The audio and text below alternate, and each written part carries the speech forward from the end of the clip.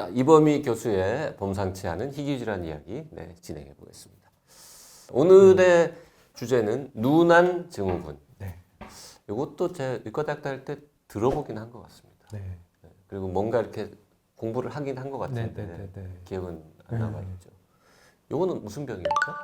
이것도 유전 질환이고요. 이것도 우성 상염색체 우성 유전 질환입니다. 한 1,500명, 2,000명당 한 명꼴, 그 정도 됩니다.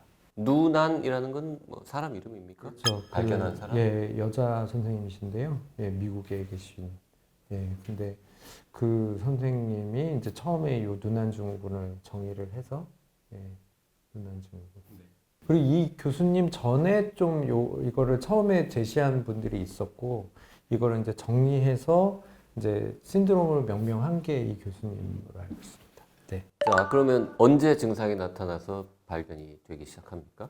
이것도 천차만별이기는 한데요. 이제 가장 전형적인 거는 뭐 아기가 키가 이제 그 3%타일이 안 되고, 그 다음에 약간 이제 발달도 좀 떨어지고. 그 발달이라는 게 그냥 신체적인 발육 얘기하는 거예요? 아니면은 인지도 좀 떨어지는 경우가 있습니다. 떨어질 수도 있다. 네네. 그래서 그렇게 병원 와서 검사하다 이제 발견되는 게 가장 전형적인 경우고요. 그럼 단순히 저신장이라고 생각해서 왔는데 특별한 이유가 있어서 키가 작습니다. 이렇게 되는 경우도 흔하다는 거군요. 네네. 그게 전형적이고, 좀 더 심한 경우는 이제 아기 때, 이제 아기가 태어났는데 이게 이제 심장에 문제가 생길 수가 있거든요. 그래서 뭐 심장 벽이 너무 두껍다든지 아니면 뭐 복합 기형이 있다든지 이런 것들이 있어서 검사하다가 이제 누난증후로 진단되는 경우도 있고요. 좀 더 심한 경우는 이제 그 하이드롭스 피탈리스 태아수종의 원인 중에 하나가 이겁니다. 그래서 이건 이제 심장이 기능을 잘 못해서 태아수종이 생기는 경우도 있고, 또 이게 이제 그 유미흉이라고 하잖아요. 그래서 림프관이 좀 기능이 좀 문제가 생기는 경우도 있어요. 선천적으로. 그래서 아기가 이제 팅팅 부어 있는 그런 경우로 진단되는 경우가 가장 이제 안 좋은 그런 유형이라고 말씀드릴 수 있습니다. 그 하나의 유전자의 뭐 이상인데 성장하고도 관련이 있고 인지랑도 관련이 있고 심장도 관련이 있고 림프도 관련이 있고 좀 그런 다양한 증상이. 근데 유전자는 이게 지금은 20개 조금 안 될 거예요. 원인 유전자가 그렇게 여러 가지가 있습니다. 그래서 이거는 봤더니 이것도 라스메케이 패스웨이를 구성하는 이제 그런 몰리큘들이 여러 개가 있잖아요. 걔네들이 대부분 누난 증후군을 일으키는 거예요. 또 재밌는 게 뭐냐면은 NF1 신경섬유증 1형이 이 라스메케이 패스웨이를 조절하는 물질이었잖아요.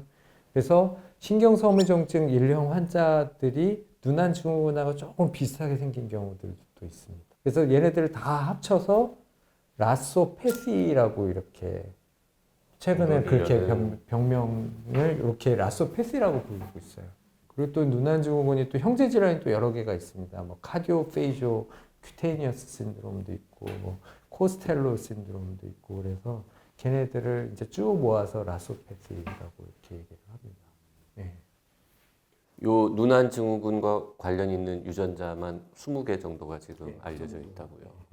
그러면 대개 저성장 3%일 좀 걱정할 무렵이면은 그때 한 서너 살 뭐 대여섯 살 정도 됐을 때 그때까지는 다른 문제는 없나 봐요. 보통은. 그러니까 대개는 증상이 그렇게 심하지 않은 분들은 그냥 그 정도. 그 정도. 이게 옛날에 터너하고 뭔가 남자 터너다 이렇게 얘기를 했었죠. 그래서 근데 터너는 완전 다른 병이잖아요. 그렇죠. 그건 X 염색체 관련 45X잖아요. X 염색체 없는 거고, 누나는 염색체 질환 아니고 유전 질환인데 남자 환자가 왜 그런지 모르겠는데 남녀 비율이 한 2대1 정도 돼요. 누난 증후군이. 그래서 뭐 이게 이제 남자 터너다 이렇게 얘기를 하는 이유는 뭐냐면 생김새가 좀 비슷해요. 이 아이들이 키가 작고 터너 키가 작잖아요. 그리고 목이 짧고 좀 두꺼워요. 그리고 왜 웹넥이라고 그래가지고 익상경 그게 이제 눈안도 그렇게 예 그러고 왜 큐비투스 발거스 그래서 여기 약간 이렇게 되잖아요 그 엘보우 조인트 네, 쪽에서. 터너 신드롬 치면은 이미지 검색에서 나오는 그 예, 모습. 눈안도 그런 경우가 종종 있습니다. 네. 그럼 옛날에는 이거 안 알려줬을 때는 터너인가 의심했는데 검사해보면은 터너는 아니니까 그렇죠. 그리고 이 사람은 왜 이렇지? 그렇죠. 라고. 근데 남자인데 약간 터너 비슷하게 생겼네. 그래서 메일 터너 신드롬이라고 얘기를 했었던 거죠. 남자가 왜 2배 많은지는 사실 잘 모를 잘 것 모릅니다. 같고. 요거는 치료 방법이 있습니까? 치료 방법은 이제 보존적인 치료들인데요. 성장 호르몬을 좀 주나요? 네네. 그래서 저희가 3%일이 사실 넘는 환자들도 있어요. 그래서 이제 정상 범위로 크는 분들도 있고. 그분들은 원래 이 병이 아니었으면 키가 훨씬 클 사람들이었으면 상대적으로 그 퍼센타일 숫자 조금 높게 나올 수도 그렇죠. 있겠죠. 그렇죠. 예, 눈안 증후군에서는 굉장히 큰 축에 속하는 거죠. 근데 3%일 안 되는 분들은 이제 저희가 지금 뭐 그 보험 급여에도 적용이 되는데 만 2세부터 그 성장 호르몬 급여로 치료를 받을 수가 있어요. 그러니까 눈안 증후군이 아니더라도 3%일이면은 이면은 안 급여가 되는 겁니까? 안 그건 돼요. 아니에요. 예, 눈안 증후군이면서 3%일 미만인 2세 이상은 급여가 됩니다. 눈안 증후군인데 4%일이면은 급여가 안 돼요? 아, 그건 네. 좀 그렇다. 아니, 눈안 증후군 확실하고 지금 4%일인데 이 친구가 크면 나중에 쑥 커가지고는 키가 커질 거라는 가능성도 많지 않으면 좀 해주지. 성장 호르몬 그거 얼마나 한다고? 예, 해주면 항암제도 좋죠. 아니고. 예. 그래서 뭐 그 아이들은 한 이제 사춘기까지 보험 적용을 받아요. 본인이 클 키에 한 10cm 정도는 더 큰다고 봅니다. 원래 치료 안 하면은 3%일, 2%일 정도 되면은 남자는 한 160이 채 안 되거나 예, 뭐 안 되는 그 경우들이 정도겠죠. 있죠. 예, 근데 10cm 정도까지 클 수 있으면 뭐 160을 넘거나 아니면은 170 근처까지 갈 수 예. 있는. 예, 해줘야겠네요. 그거는. 그렇죠. 여자아이들도 성장 호르몬 예, 주면 여자애들도 좀 크고 예, 예. 다른 건요. 다른 거는 이제 보존적인 치료예요. 그래서 학습 떨어지는지 봐서 학습 떨어지면 이제 그거 교육시키고 그 다음에 심장 모니터링도 중요하거든요. 그래서 그 심장에 대해서도 진단되면은 심장에 문제 있는지도 확인하고 또 이제 성장 호르몬을 쓰면은 이게 이제 어떻게 보면은 영양분이다 보니까 심장이 비대해져 있는 환자들은 또 그게 더 비대해질 수도 있어요. 그래서 이제 성장 호르몬 쓰면서 심장에 대해서도 저희가 정기적으로 모니터링을 하고 아무튼 이 아이들이 클 수 있는 키보다 더 크다 보니까 척추가 또 휠 수도 있거든요. 그래서 이제 척추 그 스콜리오시스 측만증에 대해서도 저희가 정기적으로 모니터링을 하고요. 그 외에는 되게 이제 인지 떨어지고 이런 거는 이제 그런 치료 해주고 뭐 그 다음에 드물게 또 약간 집중력 같은 거 떨어지는 경우에 그런 것들도 이제 그 정신과적인 치료가 들어가고 그 다음에는 뭐 원인에 따라서 조금씩은 다르기는 하는데 이 유전자들이 보면은 그 종양에서도 많이 발견되는 유전자예요. 갑상선 암에서도 이 유전자들이 나오고 또 백혈병에서도 이런 유전자들이 나오거든요. 이 환자들은 암 유병률이 높습니까? 많이 높진 않아요. 예, 많이 높지는 않는데 저희가 이제 뭐 그런 혈액 검사로 백혈구 같은 거 정기적으로 모니터링하고 또 유전자에 따라서 조금씩 다른데 뭐 특정 유전자가 있는 환자분들은 정기적으로 초음파 같은 거를 해서 이제 복부나 이런 데 그런 종양 생기는지 이런 거를 그 모니터링 아까 20개 중에서도 특별히 좀 암 발생과 관련이 높은 게 있고 아닌 게 있다고요. 네. 그리고 이제 드물게 또 경련이 있는 경우도 있어요. 그래서 그것도 이제 특정 유전자들이 그래서 얘네들이 조금 좀 특징적인 게 어떤 유전자가 있으면 어떤 증상을 좀 더 조심해야 된다. 이런 그 우리가 이걸 유전자형하고 표현형 상관관계가 있다고 하는데 그게 있는 질환입니다. 그래서 그 유전자에 따라서 이제 그 좀 더 특징적으로 봐야 되는 그런 표현형에 대해서 모니터링을 하게 됩니다. 그런 병은 흔하진 않죠. 이렇게 유전자가 여러 개가 발견되는데 각각이 다 특정 증상과 관련이 있고 뭐 이런 거는. 이제 생각해 보시면은 생각보다 되게 많네 이렇게 얘기를 하실 텐데요. 대표적인 게 망막색소 변성. 망막색소 변성은 유전자가 한 100개 정도 되거든요. 근데 그 중에서 뭐 어떤 유전자, 특히 뭐 어셔 증후군이라고 하는 유전자가 있는데 걔는 망막색소 변성을 일으키면서 청각장애를 일으키는 그런 이제 매칭이 되는 그런 경우들이 있고요. 청각도 그렇고 청각도 한 200개가 넘거든요. 그리고 이제 최근에는 그 대동맥이 조기박리되는 그 뭐 이제 좀 젊은 연령에서 대동맥 조기박리가 되는 경우에 관련된 유전자가 한 20개 정도 있습니다. 거기에도 이제 말판 유전자도 말판 증후군 유전자도 들어가 있고 그래서 이제 그것들도 유전자에 따라서 조금씩 이제 그 유전자에 특성되는 그런 표현형들이 좀 알려져 있습니다. 그래서 생각보다는 이런 하나의 표현형의 원인 유전자가 여러인 경우들이 생각보다 많습니다. 이게 뭐 컨셉은 좀 다릅니다만 개인 맞춤형 킥을 가깝게 누난 증후군 환자들 여러 명이 있으면 각각에 대해서 설명을 또 조금씩 다르게 하셔야 되는 그런 병이군요.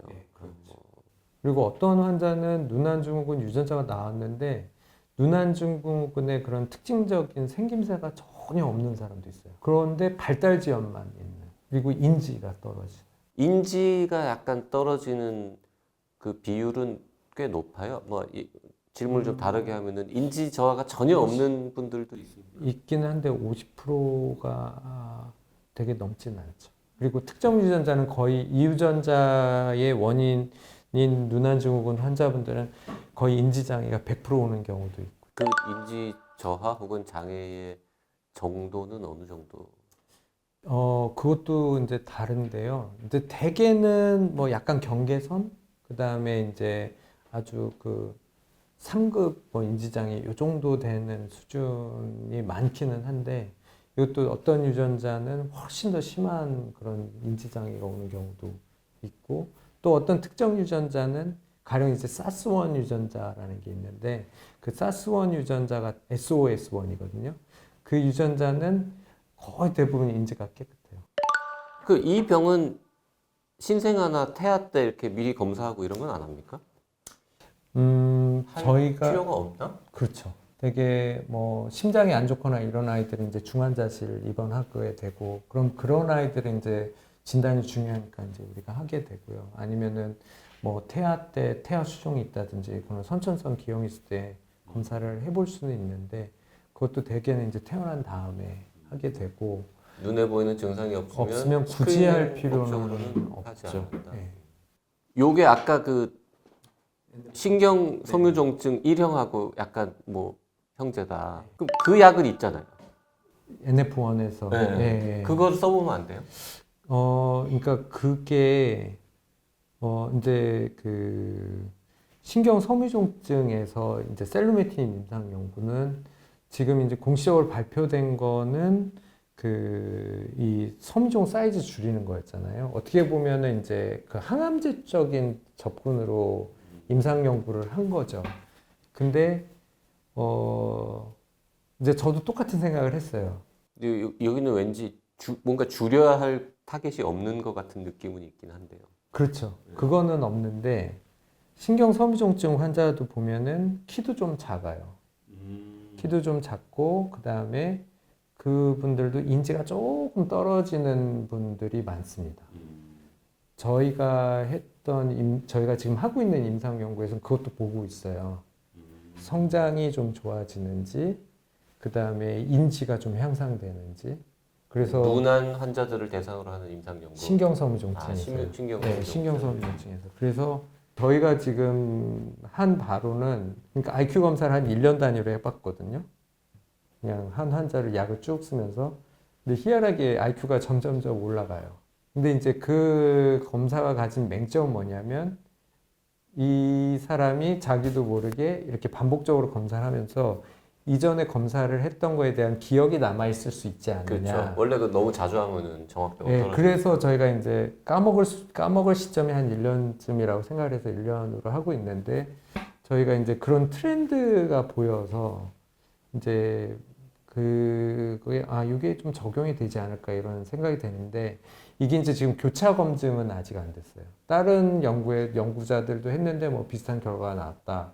이런 거는 없고 그 다음에 이제 저희는 어떻게 보면은 뭐 환자 대주군 연구가 아니라 그냥 단일군에서 이제 그 공개로 이렇게 한 거다 보니까 이거에 대해서 신빙성에 대한 문제를 제기할 수는 있습니다. 근거 수준이 낮을 수밖에 없잖아요. 이거는 대조군 연구가 사실 불가능한 그렇죠. 거니까. 그리고 키도 커요. 사춘기 전 아이들만 한번 봤거든요. 한 25%할 정도 큽니다. 이제 그 뭐 1년에 한 6cm 정도 컸다면 약을 쓰고 나서 한 9cm 정도 컸어요. 그러니까 NF1 환자가 평균 한 10%일 정도 되는데 네.